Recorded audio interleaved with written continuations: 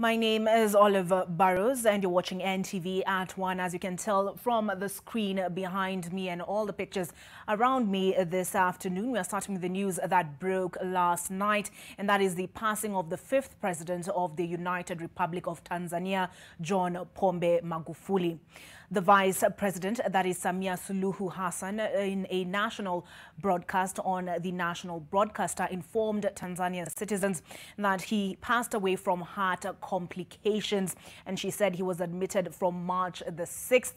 Speculation has been rife on his health condition, and that news broke just last night. So the opposition leaders, however, insisted and were of the position that he suffered from COVID-19.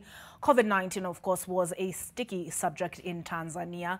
The late President John Pombe Magufuli was a skeptic, and he was famous for his no-nonsense approach at the center of the controversy in the past 1 year, especially over his response to the coronavirus pandemic. Since the onset of the pandemic in March 2020, Magufuli downplayed the severity of the virus, although the government's position is that the head of state passed away, as I mentioned, from heart problems. Rumors of coronavirus infection were rife. The cloud of uncertainty that has been hanging over the status and health of the President of the United Republic of Tanzania, John Pombe Joseph Magufuli, has been cleared with a fatal end to the guessing and whispers.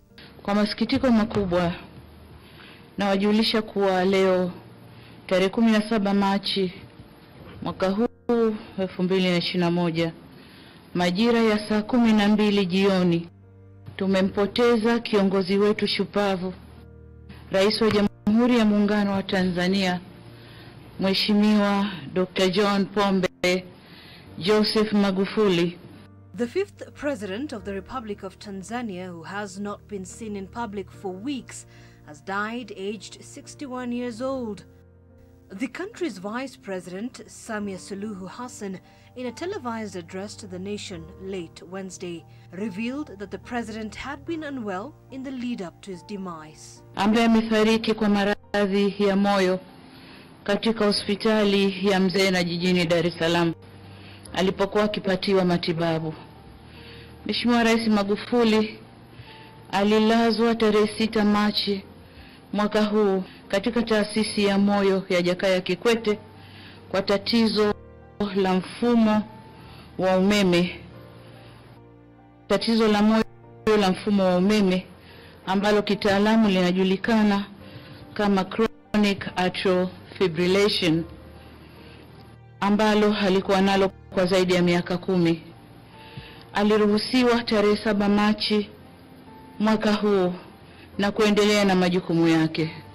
Tarehe 14 Machi mwaka huu alijisikia vibaya na akakimbizwa hospitali ya Mzena, ambapo aliendelea na matibabu chini ya uangalizi wa madaktari na wauguzi wa taasisi ya moyo ya Jakaya Kikwete hadi umauti ulipomkuta.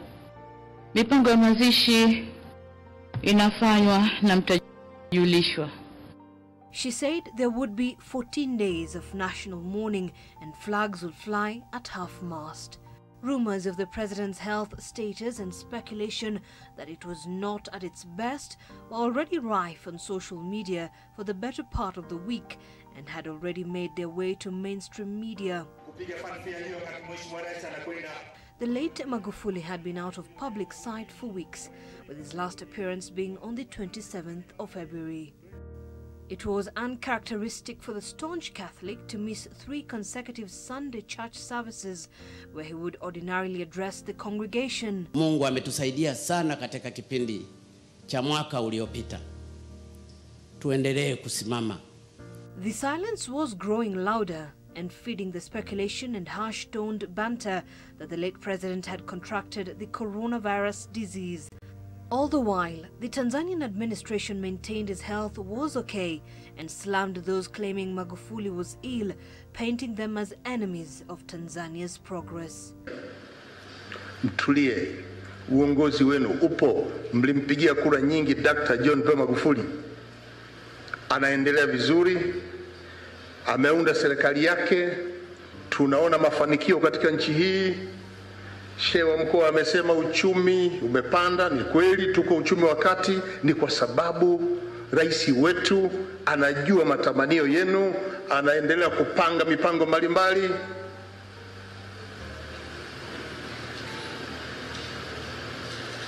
Kumzushia ugonjwa ni chuki.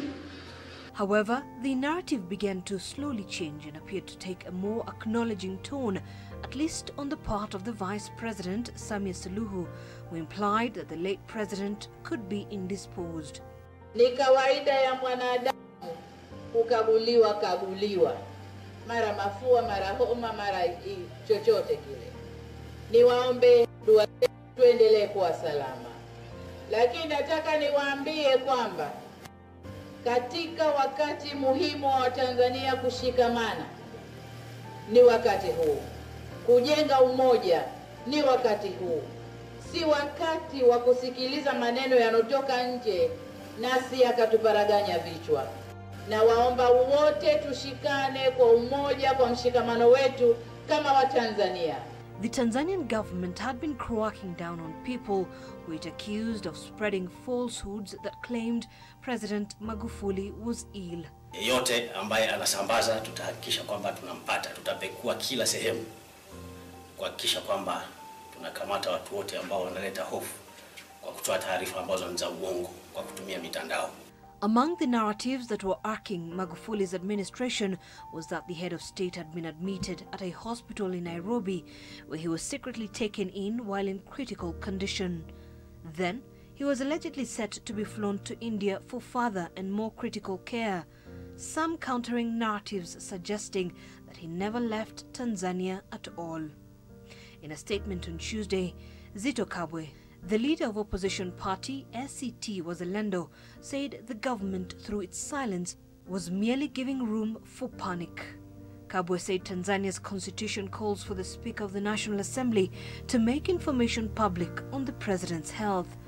It was just the latest push by opposition leaders calling for the Tanzanian authorities to make clear the late president's situation. The son of Chato district lives behind one wife and 5 children. After